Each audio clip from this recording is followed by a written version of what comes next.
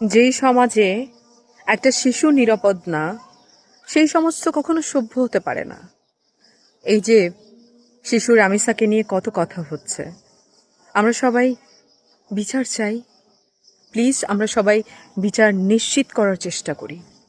আর রাষ্ট্র যদি বিচার না করে, আমি প্রত্যেক সন্তানের বাবাদেরকে বলবো, আপনি সেই দায়িত্ব নিয়ে নেন। আপনার সন্তানের জীবন, আপনার সন্তানের সম্মান আপনি কিভাবে রক্ষা করবেন, সে দায়িত্ব আপনি নেন। রাষ্ট্র না নিলেও আপনি তো আপনার সন্তানের জন্য যথেষ্ট। ভয়ঙ্কর ঘটনা ঘটছে দিনের পর দিন আমাদের দেশে। এই যে শিশুদের উপরে শিশু নির্যাতন, শিশু অত্যাচার, শিশু মেরে ফেলা।